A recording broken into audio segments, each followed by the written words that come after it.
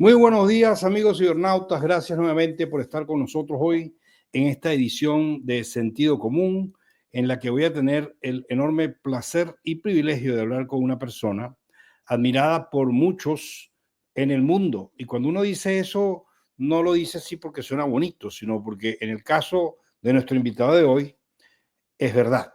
Ahora, ¿de quién estoy hablando? Esta persona es un escritor, es poeta, es guionista, es productor, ha trabajado en múltiples formatos, incluyendo literatura, teatro, cine, televisión, radio. Tiene 2 hijos de su primer matrimonio, son mellizos, Constanza y Santiago, y hoy está casado con una actriz y cantante venezolana fabulosa que se llama Mariaca Semprún. A mi invitado de hoy lo describen como un artista poseedor de un estilo narrativo poético, profundo y cargado de simbolismos. Ahorita vamos a ver con él si él coincide con esa descripción. Le doy la bienvenida y los invito a que me acompañen a Leonardo Padrón. Leonardo, muchísimas gracias por estar con nosotros hoy. Sí, Samuel, encantado de estar contigo en esta conversación, de verdad que sí.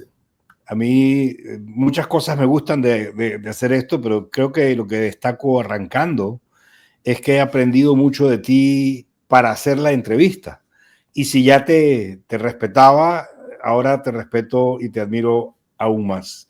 Y espero que los que nos están viendo entiendan por qué cuando nuestra conversación termine, porque tú para mí eres, como tú dirías, un entrevistado imposible.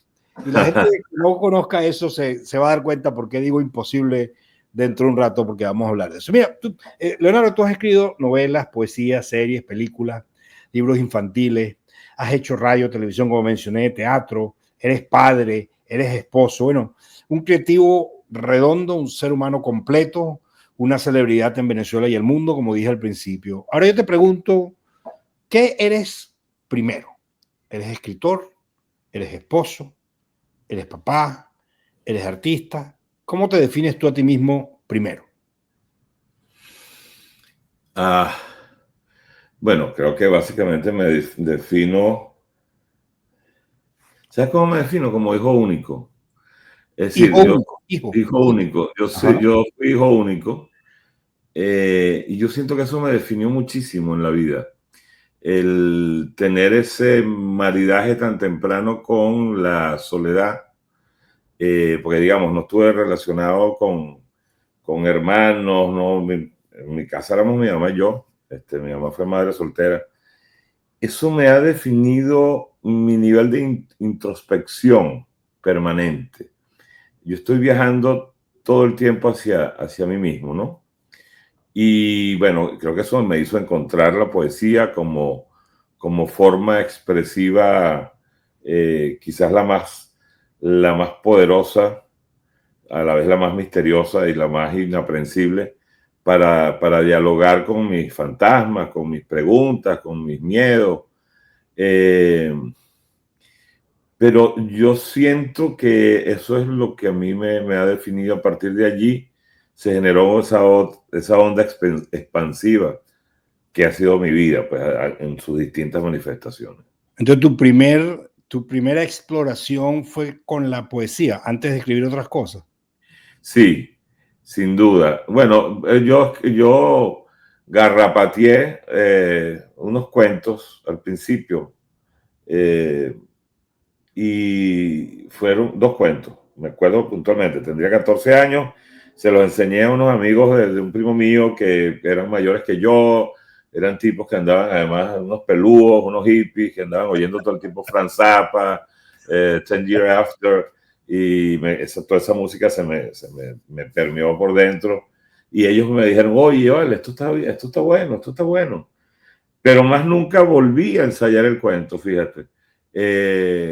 Y después me quedé atrapado con esa suerte de relámpago furioso que es el poema, porque tiene una concentración de la belleza del lenguaje muy extrema y muy poderosa. Entonces, en principio lo usé para lo que usa todo artista su arte, que es para conquistar a alguien. Yo quería conquistar ¿Y ya ve qué edad tenías?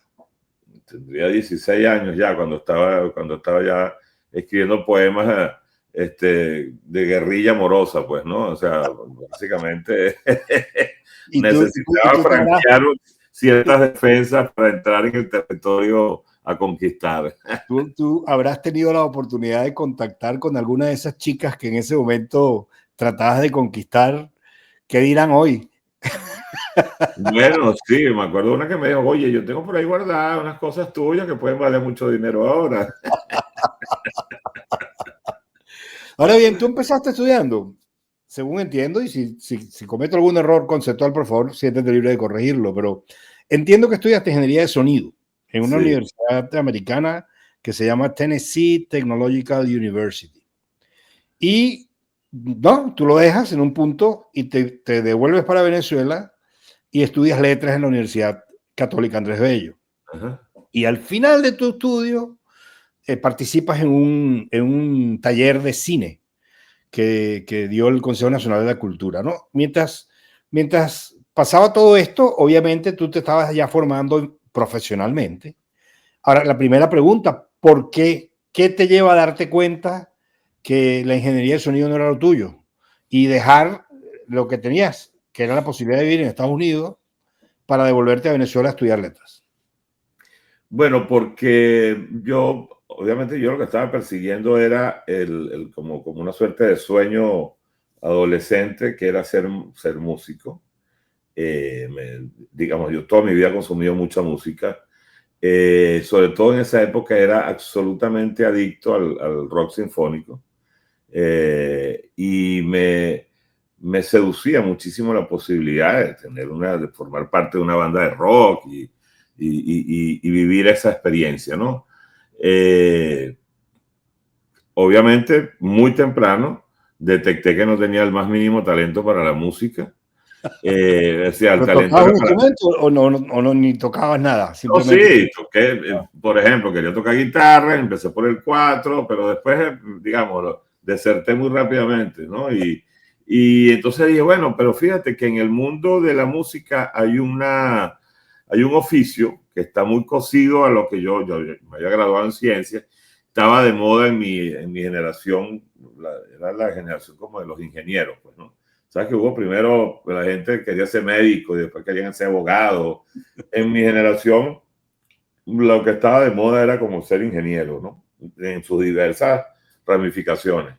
De hecho, empecé a estudiar en Simón Bolívar y todo. Y allí fue que mi mamá me consiguió la beca Gran Mariscal de Ayacucho. Entonces, claro, descubrí que en el mundo de la música había un ingeniero que rondaba alrededor del prodigio de la música, que era el ingeniero de sonido. Y dije, bueno, aquí estoy, por aquí me cuelo. Esta es la rendija por la que voy a entrar. Pero bueno, cuando entré por esa rendija, lo que vi ahí fue una selva absolutamente inexpugnable de logaritmos integrales, una cosa farragosa, absolutamente... dije, no, perdón, me equivoqué. Era odiando. No. Bueno, me sirvió la experiencia, me sirvió para vivir 2 años en Estados Unidos, para vivir solo por primera vez. O sea, tendría yo 17 años. Y vivir, bueno, la experiencia americana y vivir, por ejemplo, yo que tanto era ratón de conciertos, poder ver de primera mano a mis grupos preferidos de la época y eso, vivir la responsabilidad bueno, de que tienes que pagarte tu cuenta de luz, tu cuenta de teléfono, etcétera, ¿no? Con la beca, por supuesto. Pero nada, quemé las naves, dije, ya va, porque mientras yo estaba en los salones, lo que hacía para surfear el sopor de esas clases interminables de matemáticas, yo leía era a Cortázar, a Onetti, a Vargas Llosa, a García Márquez y no Villavar. Yo lo que quiero es ser lector. Yo no quiero ser ingeniero, no puedo ser músico. Yo voy a ser lector, ni siquiera escritor, lector. Digo, pero es que nadie me va a respetar este deseo porque eso no es una carrera, ¿no? Claro, te van a pagar para que leas. Pero exacto, pero conseguí que había una carrera que legitimaba ese deseo, que era letras. Era letras. Y bueno, todo el mundo me dijo, te vas a morir de hambre. Y dije, bueno, ese es un asunto que ya resolveré en su momento. No, pero me encanta que hayas dicho eso, porque puro que seas tú el que lo diga. Le da una lección a tanta gente que le dice hoy a los muchachos que te vas a morir de hambre. Uno no sabe lo que depara el destino y mucho menos dependiendo de otros. Pero una vez que regresas, ¿escribiste canciones o solamente poesía? No, poesía. Canciones, pues hice un intento allí con una, pero fue más bien una cosa ahí como lúdica, que una canción que después Aquiles Baez le puso música y a Nancy Toro la interpretó, pero no, eso fue la poesía. ¿Ah? Te hago la pregunta porque creo que es lo único que te falta de todas las actividades creativas. Escribir canciones. Mira, es verdad, es verdad. Hablando de actividades creativas, hace poco tú le diste una entrevista al colega Ismael Triviño que salió en Forbes, donde el de artículo se llama 5 claves para activar la creatividad. Y voy a destacar la primera clave que tú señalas, leo textual, dice, recuerda siempre que la inspiración se persigue, no se espera. Y tú después mencionas, ya lo dijo Picasso, el arte es 99% transpiración y 1% inspiración. Después continúas, pon tus manos sobre el teclado de la computadora y escribe que tarde o temprano aparece algo. Ahí cierro la cita. La pregunta la hago en este momento porque yo te imagino en aquel entonces, cuando estás llegando a la universidad y estás explorando este mundo nuevo donde te das cuenta que las canciones no es lo tuyo y empiezas a escribir otras cosas. Esa técnica de sentarte, poner las manos en ese momento en una máquina de escribir, ¿te funcionó? ¿O al principio tuviste que elegir otro tipo de mecanismo para crear, quemarte las pestañas y después llegas a esto que tú recomiendas hoy? Lo que pasa es que no, en ese momento estaba absolutamente, digamos, estimulado por ciertos objetivos, algunos carnales, como te dije, y otros después era más bien el afán de conseguir al poema ya. Hermano, como... el mundo entero se ha movido por esas cosas carnales, así que no hay ningún problema. Por el amor de Dios, por favor, la guerra de Troya fue por una mujer, por Helena. No, por eso. Pero después me descubrí el shot de felicidad, de goce estético que me generaba conformar una frase que yo estaba sintiendo que esa frase no se había escrito nunca antes en el planeta. Obviamente una infatuación, porque eso es absolutamente improbable, ¿no? Pero digamos, yo decía, oye, aquí esto suena distinto, esto suena poderoso, ¿no? Entonces, esa felicidad de haber conquistado la página en blanco era algo que me llenaba de mucho estímulo, no tenía bloqueo. O sea, era una suerte de carro sin frenos, ¿no? Por la creatividad. Yo, sobre todo, esa cita que tú refieres en la entrevista de Forbes, la hice a propósito de cuando ya tú eres escritor profesional, ya te ganas la vida con ello, tienes que escribir todos los días, porque de repente, si estás escribiendo televisión, hay un estudio de televisión, un equipo de producción esperando por un libreto de 40 páginas, y estás bloqueado, y entonces, bueno, tú te tienes que desbloquear a juro, o sea, te tienes que sentar y escribir, no puedes esperar que llegue ese asunto tan vaporoso, tan etéreo que llaman inspiración, ¿no? Pero en mis primeros tiempos, más bien, yo escribía muchísimo y por supuesto tenía a mi lado, como lo dice Margaret Atwood, mi mejor amiga, que era la cesta de la basura, ¿no? Ese es el mejor amigo de un escritor, ¿no? Porque, claro, obviamente uno escribe mucha hojarasca, mucho asunto que no sirve, mucho exceso de sentimiento, ¿no? Entonces, te vas dando cuenta, tú tienes que, si estás haciendo literatura o pretendes hacer literatura, en serio, tú tienes que la hojarasca desecharla. Claro. Así que en ese momento yo no necesitaba esa herramienta para desbloquearme. Estaba absolutamente inspirado, porque estabas conectado. En el F-16 de la inspiración. Sí. Ahora, de todos modos me cuesta imaginar a un tipo como tú que no se inspire. Entiendo que la dinámica financiera y tu trabajo pues te exige entregar en determinados momentos y tienes que sentarte y obligarte, pero no hay nada que te inspire.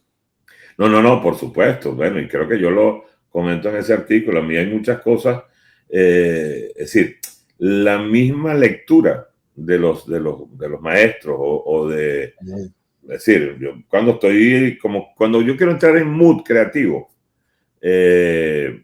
por ejemplo, dependiendo de lo que vaya a escribir, porque efectivamente yo escribo muchas cosas, tengo registros de escritura diversos.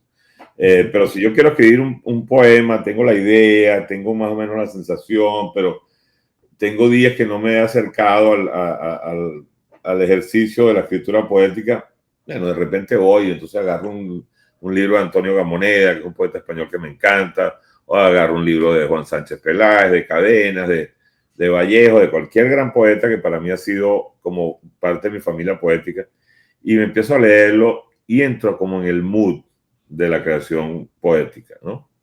Y, eso te va generando como una música, como un ritmo, como una... empiezas a entrar como en un bosque de palabras que suenan de una manera distinta al habla cotidiana. Y eso me pone en el mood. Si yo voy a escribir, bueno, oye, tengo que escribir un capítulo de una serie para Netflix, pero la verdad que estoy ahorita como medio trancado y tal. Bueno, me pongo a ver series, que sé, incluso a ver de nuevo series que para mí han sido importantes. Y también me genera ese mood creativo. ¿Entiendes? Eso me detona. Pero creo que la primera gran inspiración, Samuel, es la gente, es el ser humano, son sus historias. Yo converso mucho con la gente, pero sobre todo no para hablar, sino para escuchar, ¿no? Me encanta escuchar el relato oral de la vida de los demás, y ahí tú descubres, bueno, cómo piensan, cómo temen, cómo se enamoran y las anécdotas. Entonces hay anécdotas ¿Y cómo lo registras? ¿Lo grabas, te lo anotas o tienes una memoria privilegiada y te acuerdas de todo? No, mi memoria es terrible. Mi memoria es muy porosa, cada vez más. No, pero bueno, ahora tengo que si el blog de notas que tienes en el celular. Claro, ok. Apenas me salgo, anoto, ¿no? Y voy anotando como ideas medulares, pues, ¿no? Y tú tendrás, y esto a lo mejor es romántico y es un estereotipo, pero dicen que los escritores como tú tienen como un santuario, un lugar a donde se van y pueden estar desconectados del planeta y enchufados con esa creatividad que a ti te da los libros que me acabas de contar. Pero ¿tienes además algún sitio donde tú te gusta ir o no te hace falta eso? Mira, un escritor de verdad tiene que tiene que haber comprobado que puede escribir en cualquier lugar. En cualquier lugar. Mira, yo escribí, porque bueno, he hecho mucha televisión también. Yo escribí quizás la novela más famosa mía de Venezuela, que se llama Cosita Rica, en las condiciones más adversas posibles. Acababa de romper con la mamá de mis hijos. Estaba viendo que hace un amigo absolutamente lo que llaman en buen venezolano maleteado. Y estaba escribiendo en un escritorio que no era ni siquiera el mío, un escritorio pequeño en una silla de mimbre. Y en esa silla de mimbre me disparé 175 capítulos de Cosita. ¡Wow! Y yo decía, fíjate, no me hizo falta, bueno, ahorita tengo una silla mucho más, ¿sabes?, ergonómica y tal, y cómoda, etcétera, etcétera, y aire acondicionado, y un sitio con una vista preciosa. Pero a mí me demostró ese momento de mi vida que básicamente ese sitio del que tú hablas, ese santuario, está aquí adentro. Aquí adentro. Mira, ya que mencionas Cosita Rica, bueno, me lleva al pasado, me lleva una historia maravillosa, una época maravillosa de la Venezuela que tú y yo compartimos. Pero te pregunto, entre ese grupo de artistas fabulosos con los que tú tuviste la oportunidad de interactuar, bueno, eso te lo pregunto también, ¿hasta dónde realmente interactuabas? ¿O solamente eras consumidor de cómo reflejaron ellos los personajes que tú creaste? No, bueno, yo establecí con ellos una relación profesional y una relación también con muchos de amistad. Pues de hecho, qué sé yo, hay gente allí que son grandes amigos míos, pues ahorita, El Escobar, Orlando Urdaneta, o sea, tantos, pues hay muchísimos, ¿no? A mí me gustaba un poco estar muy cerca de ese hijo que estaban haciendo. Y yo me involucraba incluso en el proceso de edición por lo menos los primeros 20 capítulos, en el proceso de selección del casting, me sentaba con el director de arte, oye, yo me imagino que el hábitat de estos personajes, esto, etcétera, etcétera. Qué sabroso, qué bueno. Eso es lo que ahora llaman en la industria showrunner, ¿no? Ajá. Que es la persona que de alguna manera tiene clarísimo la historia, cómo debe ser el tono, cómo debe ser el look. Y felizmente yo tuve de parte de los ejecutivos, tanto de Radio Caracas Televisión, que fue donde empecé, como de Venevisión, oye, confiaron muchísimo en mi criterio, entonces me dejaron justamente estar en todas esas facetas. Y yo, oye, me traía gente a la televisión que no era muy afín a la televisión. Qué sé yo me acuerdo que para Amores de Fin de Siglo en Radio Cargas Televisión yo me llevé a Campo Viscardi, el artista plástico, para que me hiciera algunas ambientaciones, a un músico como Vinicio Adames, que no tenía nada que ver con la televisión. En Venevisión me llevé a Diego Rísquez, el cineasta, el gran cineasta Diego Rísquez, lamentablemente fallecido, para que hiciera la dirección de arte, porque además él era un gran director de arte, de una novela que se llamó Amante de Luna Llena. Entonces, yo trataba porque como yo estaba circulando yo tengo una particularidad, yo tengo amigos en el mundo de la literatura, en el mundo del cine, en el mundo de la televisión, en el mundo del periodismo, porque he estado en todas esas áreas, ¿no? Y a veces esas áreas se conectan y a veces no, a veces se ven con recelo. Entonces la gente de teatro ve con desdén a los que hacen televisión, ¿sabes? Les parece que es un producto, como diría Cabruja, plebeyo, ¿no? Y entonces yo estaba, de verdad, me parecían unos criterios inmensamente maniqueos, ¿no? De una forma de interpretar las distintas manifestaciones de la cultura popular que más bien vamos a nutrirnos entre nosotros, ¿no? Y yo disfruté muchísimo todo ese desempeño. Bueno, lo sigo disfrutando porque claro, también... sigue viendo eso. Ahora, de tantos personajes que tú has inventado, que me imagino que no tienes ni la cuenta, ¿te enamoraste de alguno? Claro, por supuesto, de muchos. Fíjate que ahí salió en Cosita Rica, bueno, Patria Mía, que lo hacía Gladys Ibarra, que era, bueno, porque además por lo que representa Gladys en el historial dramático venezolano, le puse ese nombre que emblematizaba al país, pues, ¿no? O sea, una mujer más venezolana que ella imposible. Tania Sarabia se llamaba Mamá Santa y era Cacique, que me lo hizo Edgar Ramírez, que además Edgar Ramírez que había hecho el crossover más violento del mundo, porque de Cacique saltó a Hollywood. Saltó a Hollywood, sí. Una suerte de garrocha olímpica pero por supuesto, hubo un personaje que hice en Amor de Fin de Siglo que se llamaba Lejana San Miguel. Yo además yo me afanaba en conseguirles nombres que tenían como cierto aire literario, ¿no? Que lo hacía Rudy Rodríguez, que era una prostituta que tenía el don de cuando hacía el amor empezaba a oler a duraznos. La piel empezaba a oler a duraznos. Entonces la gente se fascinaba con esa mujer. Claro. Claro, es que es imperativo que te enamores de las personajes que creas, porque si no vas a escribir con la pasión necesaria.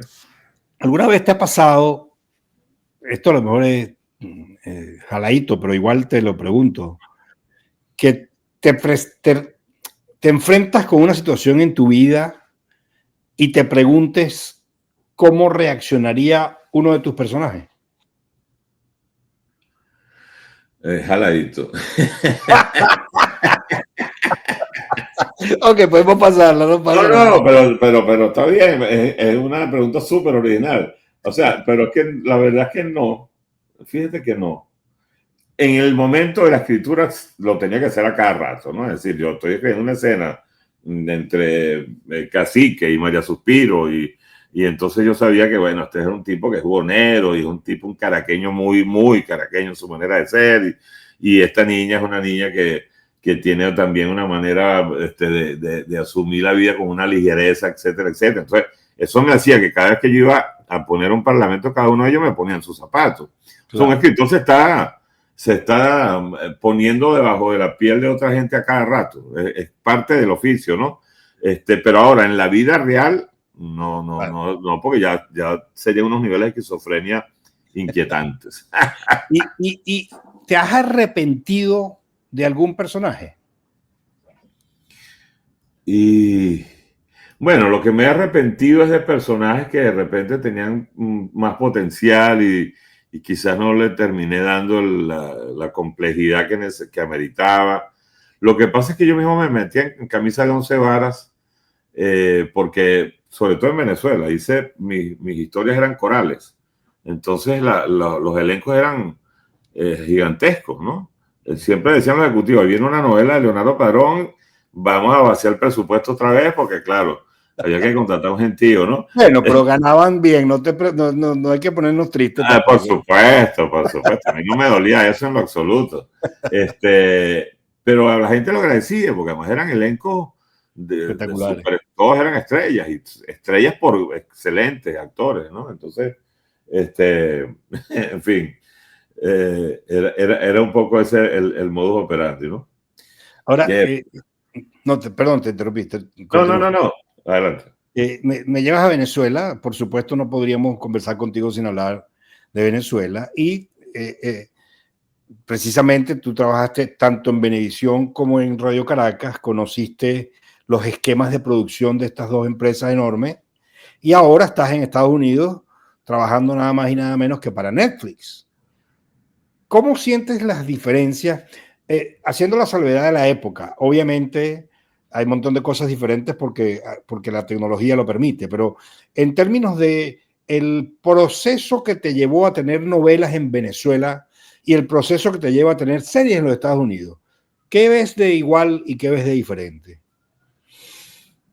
Bueno, la diferencia es mucha partiendo que son géneros distintos, ¿no? O sea, escribir una serie es muy distinto a escribir una telenovela, primero por la extensión y segundo porque cada formato pide un lenguaje estilístico distinto.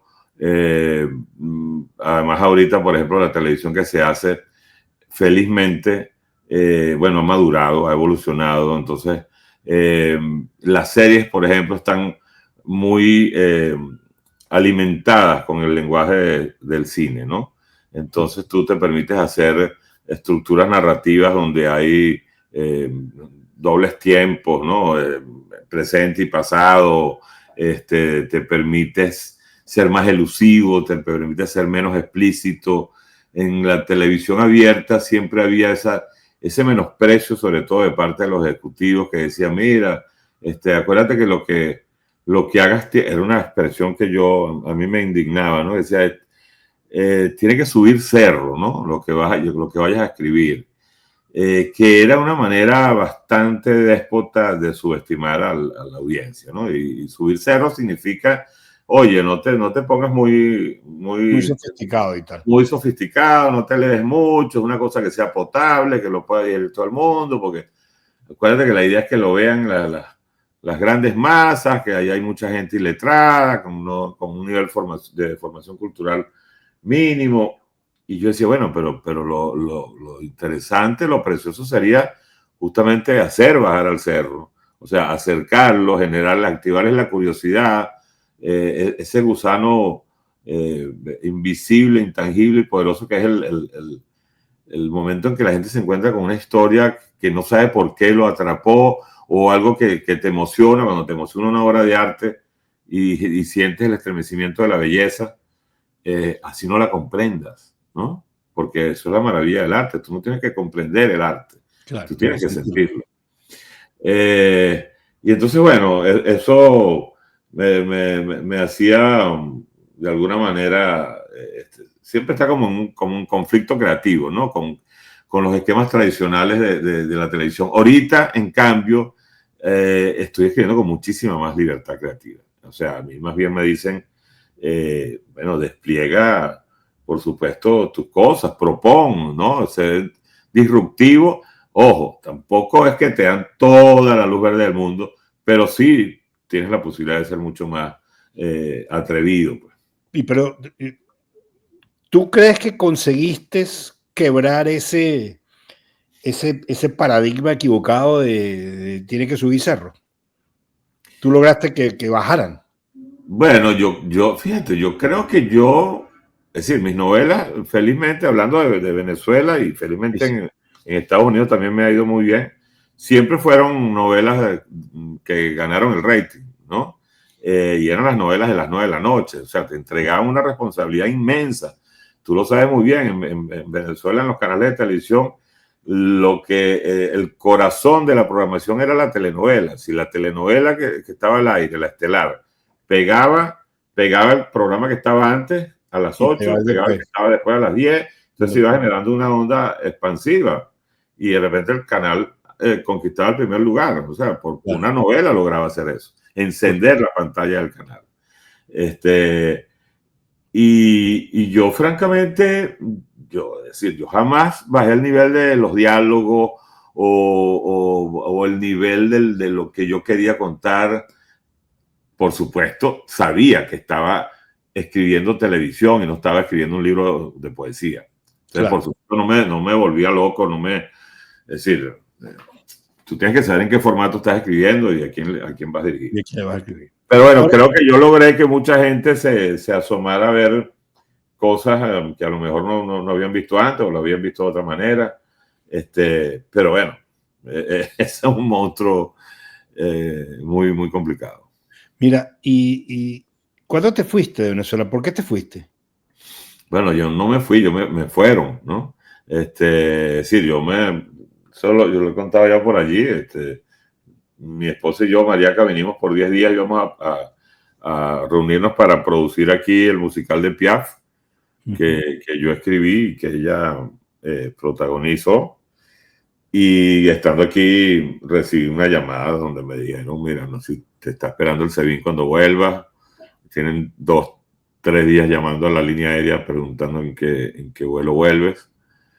Y ya yo había tenido muchos desencuentros con el régimen, amenazas, llamadas telefónicas a medianoche, amenazándome de muerte, hackeo de mis redes sociales, la visita del CENIAT en mi casa para convertirme en contribuyente especial, amenazas de Maduro en cadena nacional. O sea, ya yo estaba bastante en el radar de ellos, pues, ¿no? Y bueno, cuando me pasó esto último, que era un momento, era 2017, era un momento muy revulsivo, entendí que me tenía que quedar, sobre todo, creo que básicamente además por mi esposa, pues, ¿no? Porque María que ya quería irse, pero yo estaba inmensamente involucrado con todo lo que estaba pasando, porque como ciudadano, pues además yo nunca he tenido un solo carnet político en la vida. Y de hecho, yo era como apolítico. A mí me empezó a interesar la política cuando empecé a ver que el país se comenzaba a desmoronar y que la razón el epicentro era político, pues, ¿no? Claro. ¿Y tienes rencor por esto? ¿Sientes rencor? Sí, claro, totalmente. Es decir, creo que todos los venezolanos tenemos una dosis de rencor importantísima porque nos escamotearon o sea, una cantidad de propósitos y de apuestas vitales que teníamos, existenciales. Es decir, nosotros vivimos yo nací con la democracia, yo soy del 1959 y yo viví lo que es la alternancia democrática y lo que era castigar a un gobierno y con el voto y entonces venía otro gobierno de otro tinte ideológico y digamos, y eso era un juego digno, es decir, había unas reglas de juego que se respetaban, ¿no? Y había libertad, pues, absoluta. Entonces, yo perdí muchas cosas, pues, perdí muchas cosas con el exilio, como todos los que hemos los 8 millones de venezolanos que estamos fuera. Y ahora con tu nueva realidad, si Dios quiere y las cosas cambian en Venezuela y el proyecto del gobierno nuevo, con el favor de Dios, se instala, hablando por supuesto del ganador de las elecciones, Edmundo y María Corina y todo este esfuerzo. Si eso sucede, ¿tú vuelves para Venezuela? Bueno, mira, mi casa está allá. Es decir, yo no la he ni vendido ni nada. Es decir, yo no sé si volvería a vivir, ¿no? Porque, bueno, tengo muchas cosas aquí ya establecidas y que están en proceso y que necesito estar cerca de todo eso. Pero por supuesto que volvería y a lo mejor iría y vendría cada rato y me encantaría involucrarme en todo ese proyecto de reconstrucción del país. Me encantaría aportar, bueno, lo mejor de mí, pues, ¿no? Sin duda alguna. O sea, pero sin duda alguna yo quisiera formar parte de esa avalancha de entusiasmo que haría las maletas del regreso para la reconstrucción, sin duda. Mira, esta entrevista no era para hablar de política, te lo prometo, pero te tengo que hacer esta pregunta, porque obviamente me estás contando la historia. ¿Cómo crees tú que sería justicia con quienes están en este momento todavía en el poder? Bueno, ya, esa es la pregunta, responde tú. Bueno, mira, yo creo que o sea, la justicia debe existir. Yo creo que la impunidad, no, sé, no creo que sea el sustantivo adecuado para tanto dolor que ha vivido el venezolano. O sea, porque es que son millones de familias rotas.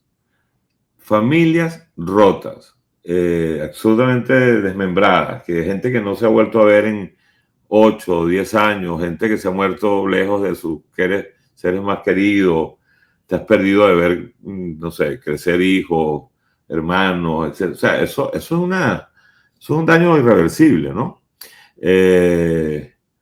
Claro, pero la pregunta te la hago porque hay quien dice que la única manera, no necesariamente la única, pero quien dice que un camino viable para que esto cambie es abrirle la puerta a esta gente que está gobernando para que se vaya sin castigo.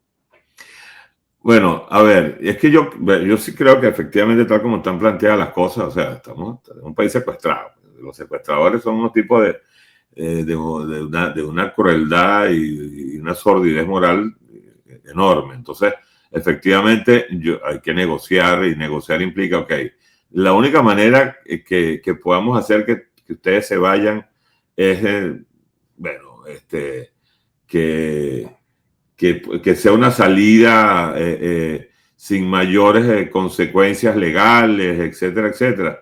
Está bien. Porque creo que ya el principal castigo para ellos va a ser perder el poder, ¿no? Sin duda alguna. Y yo creo que eso, digamos, la historia está llena de episodios de ese tipo. Ahí yo no creo en radicalismo, ni en eso taxativo de que no, ellos tienen que pagar con la cárcel. Bueno, mira, a lo mejor si no se puede, no se puede. Pero lo que más importante es recuperar la brújula del país. ¿Qué extraña más de Venezuela, Leonardo? Bueno, a ella misma, en todas sus aristas, ¿no? O sea, uy, es que ese es el lugar de mis primeras veces, ¿no? O sea, fue la primera vez que yo comí, fue allí que descubrí la comida, que descubrí el mar, que descubrí la lluvia, que descubrí la música, que descubrí lo que era el sexo, que descubrí la poesía. Es el lugar de mis primeras veces. Es el lugar donde me construí como ser humano. El lugar donde me casé, donde me divorcié, donde me volví a casar, donde me tuve hijos. Es decir, es mi sitio, ¿no? Entonces, donde tuve mis mejores asombros, ¿no? Y mis grandes fracasos y abismos y, en fin. Pero además es una... Sí, hay gente que yo a veces... ¿Tú te das cuenta? Disculpa la introducción, pero... No te preocupes. ¿Tú te das cuenta que tú hablas con poesía? ¿Tú te das cuenta de lo que acabas de decir? No, bueno, no sé. O sea, es fantástico, ¿no? Es fantástico. A mí me lo han dicho, pero bueno, esa es mi manera de hablar. Te voy a mostrar algo que me abre la puerta a otro tema que quiero conversar contigo, que es importante. Dame un segundito para ponerlo. Por supuesto. Está aquí.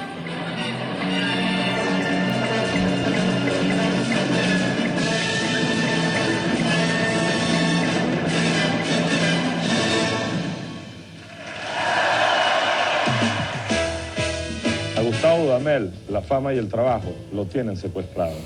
Su vida transcurre entre aeropuertos, filarmónicas y premiaciones.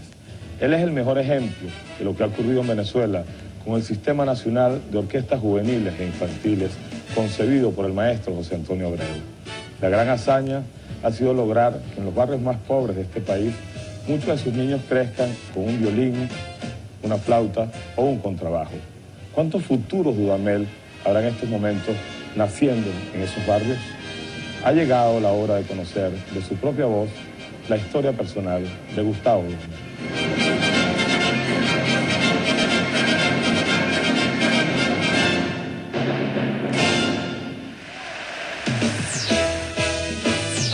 Retrato de un imposible. Caracas, 11 a.m. Lo dejé hasta ahí porque recuerden que comenzamos la entrevista diciendo que tú eras mi imposible. Una de tus facetas es periodismo, es entrevistas que tú llamaste imposible. Y claro, tienes cualquier cantidad y yo elijo mostrar este pedacito de Dudamel porque ¿quién lo diría? En ese momento que tú estabas conversando con él, que ya él era quien era. Fíjate ahorita dónde está, acaba de estar en Notre Dame, estuvo en Los Ángeles, está en Nueva York. Es una cosa extraordinaria lo que ese hombre ha hecho, gracias a lo que tú señalaste en esa introducción. Ahora, Los Imposibles era el título de esto, que era radio, después fue televisión, y también tienes libros con algunas compilaciones. ¿Cuál de los imposibles con quien tú hablaste te ha marcado más? Imagínate tú. Eso es un proyecto, por favor. Es que todo, ¿por qué se llamaban imposibles? Porque eran gente, el nombre tuvo, además, felizmente tuvo mucha pegada. Pero se destilan varias lecturas, porque eran imposibles de ignorar, porque eran gente fuera de serie, en su disciplina. Y muchas veces eran imposibles de entrevistar por una hora porque eran tan famosos o tan ocupados que, bueno, eran de verdad. Entonces, ya el nombre ponía la vara alta de la meta de cada programa, ¿no? Pero yo recuerdo muchísimo, creo que una de las que más recuerdo es la de Facundo Cabral. Porque Facundo Cabral tuvo una vida delirante, ¿no? Es un tipo que me decía que a los 10 años ya era alcohólico, que entonces el momento en que reconoció a Eva Perón, es decir, está lleno de episodios. Yo decía, de la vida de este hombre salen 3 películas, una ópera, 4 obras de teatro. Pero cada uno de ellos me movió muchísimo. Bueno, por ejemplo, cuando entrevisté a Gustavo Cerati, para mí fue un momento importante porque, bueno, yo era absoluto fan de Soda Stereo y yo le dije a Cerati, tú no sabes cuántas veces yo me emborrachaba en las madrugadas oyendo tu música, ¿no? Cuando entrevisté a Mario Vargas Llosa, que además, yo me acuerdo que la primera vez que lo vi en la Universidad Católica Andrés Bello. Yo me gradué en la Católica y yo era estudiante y él fue a dar una charla allí y yo estaba viendo, bueno, el tipo que ya había escrito La Casa Verde, Los Cachorros y tal. Y después, corte A, muchos años después, estaba yo entrevistándolo y, oh sorpresa, yo tenía más canas que él. Y yo decía, ¿cómo pasó esto, no? Pero, y bueno, ya hablándonos de tú a tú, pues, ¿no? De escritor a escritor, por supuesto, con distancias oceánicas, pues, ¿no? Pero ha sido quizás de mis proyectos más importantes de vida, Los Imposibles, porque yo que me la paso construyendo personajes, aquí era encontrarme con personajes que se habían escrito a sí mismos, ¿no? Y grandes personajes. Entonces eso fue para mí fantástico, fantástico. Siempre me dicen, ¿cuándo vuelves con Los Imposibles? Porque bueno, me quedaron unos cuantos en el tintero, felizmente. Claro. Mira, ¿y a quién admiras tú, Leonardo?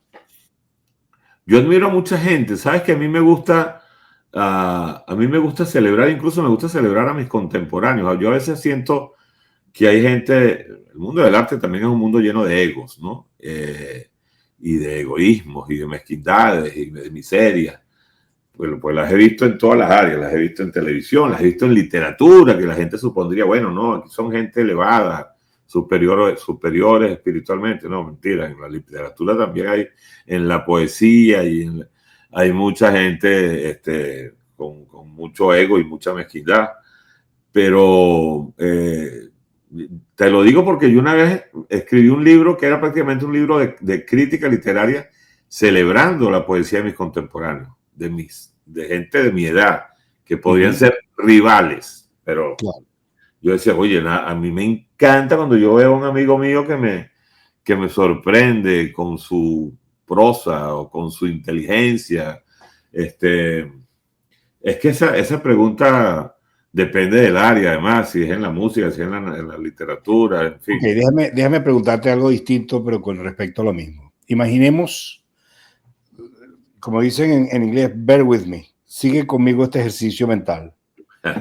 Que tú pudieras hacerle una entrevista a alguien que ya no está con nosotros, a un personaje de la historia, desde que el mundo es mundo. ¿A quién? Claro.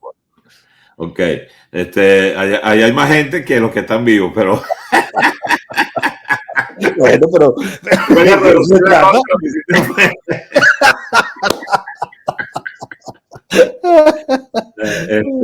Mira, euro, pues. Te voy a decir que me vino ahorita y no me fui tan atrás, ¿no? Obviamente. Me hubiera encantado entrevistar a José Ignacio Cabruja, a quien conocí, por supuesto, fui amigo de él, pero me hubiera encantado entrevistarlo para Los Imposibles, quiero decir. Me hubiera encantado conocer a Federico García Lorca. Porque creo que él representa lo que yo entiendo como el poeta químicamente puro. Yo creo que ese tipo tosía poesía, te lo juro. Me hubiera encantado conocer a César Vallejo, me hubiera encantado conocer a John Lennon, o sea, a Jim Morrison, ¿no? Me hubiera encantado conocer un gran escritor que para mí fue muy importante, que es Jack Kerouac, de la generación Beat, que escribió del final de los años 50, que es el antecedente del movimiento hippie en los Estados Unidos. Tantos, pero bueno, ya te nombré algunos. Te voy a hacer una pregunta más en esa misma línea, ¿no? Imagínate, sigue conmigo, que tú pudieras entrevistar a Dios y que Dios te va a responder, pero le puedes hacer solo una pregunta. ¿Qué le preguntaría? ¿Tú crees en Dios? ¿Tú le preguntarías a Dios eso? ¿Tú crees en Dios? Te quedó bueno. No. Mira, no, ojo, es un excelente ejercicio, porque se me ocurrieron varias preguntas. La otra que le diría, mira, tú tienes muy buena prensa y por un lado del mundo, pero por otro lado no tanto. Es decir, porque te cuestionan, pues, ¿no? Te cuestionan de repente si eres tan omnipotente, ¿por qué mueren tantos niños? ¿O por qué las guerras, los genocidios, las hambrunas, ¿no? Más o menos me imagino lo que me van a responder, pero pero bueno, él se la haría, pues, ¿no? Exacto, uno tiene que preguntar. Mira, claro. mencionaste algo del ego. Estabas hablando hace un minutito del ego en este mundo, ¿no? En este mundo artístico en particular, lamentablemente pasa mucho eso. Y voy a hacer una segunda cita de ese mismo trabajo que hiciste con la gente de la revista Forbes. Ahí dices, es tu quinta recomendación: sé humilde, acepta la incertidumbre del oficio, entiende que se te van a ocurrir muchas ideas débiles, escenas flojas, diálogos socorridos, que el ego no se meta dentro del guión. Como bien lo dice el gran novelista español Antonio Muñoz Molina, los verdaderos escritores carecen de arrogancia. Ahora vengo a la pregunta. Tú eres una celebridad, y no es para jalarte mecate, pero por todo lo que estamos hablando, tú tienes un nivel muy alto. ¿Cómo haces para controlar tu ego, para poder aplicar en tu vida esto que recomiendas? Bueno, pero es que supiera que no me resulta tan difícil, porque yo estoy absolutamente consciente de mis limitaciones, de mis pequeñas derrotas cotidianas en el oficio, de que a veces digo, bueno, esta escena, la verdad, me parece absolutamente prescindible, o cuando digo, bueno, aquí ¿dónde está el duende? ¿No? O cuando me releo, que trato de no releerme, qué sé yo, agarro un libro de poesía viejo y hay unos poemas que digo, oye, me gusta como quedaron, pero digo, oye, ¿por qué publiqué esto? En fin, entonces yo me aterrizo a cada rato. Agradezco inmensamente el cariño de la gente, bueno, un poco lo que hay, como se ha reconocido mi trabajo, pero mira, yo se lo decía el otro día a un escritor que se me acercó y me dijo, mira, vale, yo tengo una historia buenísima, es una cosa pero voladísima, esto es sensacional, para que se la presentes a Netflix y tal, de mi parte y tal. Y yo le dije, mira, lo primero que te voy a recomendar, no te vendas a ti mismo con ese nivel de arrogancia porque ya activas todas las sospechas. Claro. O sea, yo te lo juro, Samuel, jamás le he dicho a nadie, tengo una historia buenísima. O sea, puedo tener un argumento o una anécdota que vi o una semilla de un que digo, esto está buenísimo. Ahora, que lo que yo haga después, yo empiezo a decir que es una obra maestra, o sea, imposible que yo haga eso. Imposible porque me parece una arrogancia intolerable. Bueno, últimamente el que te conoce y el que te ha visto en la calle se da cuenta que, gracias a Dios, tú eres un tipo muy, como en inglés dicen, down to earth, bien accesible. Yo respeto mucho, una de las cosas que respeto de ti es esa. Gracias. ¿A qué le temes? ¿Le temes algo? Sí, claro. Últimamente, por razones obvias, le temo a, bueno, a esa palabra gigantesca que se traga a la vida, ¿no? Que es la muerte. Obviamente me siento más cerca de ella que antes, ¿no? Cada día me siento más cerca de ella, ¿no? O sea, me siento, cuando tú dices, oye, ahora estoy ya en cuenta regresiva. Uno está en cuenta regresiva desde que nace, pero... Sí, yo estoy en tu equipo. Yo creo que hay un gentío allí. Le temo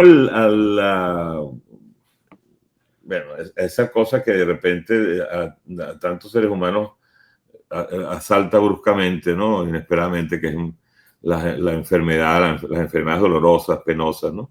Le temo a la fragilidad de la vida, que es consustancial al hecho de ser humano, ¿no? O sea, forma parte de nuestra naturaleza y es así. Pero el que sea así no implica que termines de aceptarlo, pues, ¿no? O lo aceptas, pero no implica que no le temas. Te guste, claro. Claro. Una última pregunta, Leonardo, y muchas gracias nuevamente por el tiempo que me dedicaste. No, vale, por Dios. Tuve la oportunidad de hacer una entrevista recientemente a un colega, Javier Conde, un periodista fabuloso venezolano que ahorita está viviendo en España. Ajá. Que trabaja en el país, ¿no? De España. No, no sé si saca columnas en el país, es posible, pero no está trabajando para. Ah, ok. Pero Javier acaba de publicar un libro y dentro del libro hay un prólogo dentro del cual mencionan un epitafio. Y yo le pregunté a él cuál quisiera él que fuera su epitafio. Y me luce que me encantaría escuchar de un poeta como Leonardo Padrón cuál quisiera Leonardo que fuera su epitafio cuando pasen 120 años y llegue ese momento que teme de la muerte.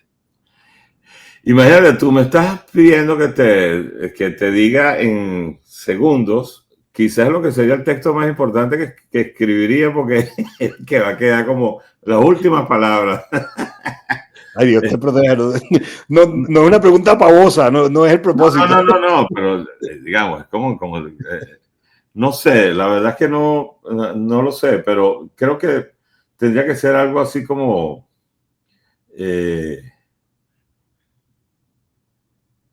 es tan difícil, Samuel. O sea, bueno, déjame ponerlo diferente.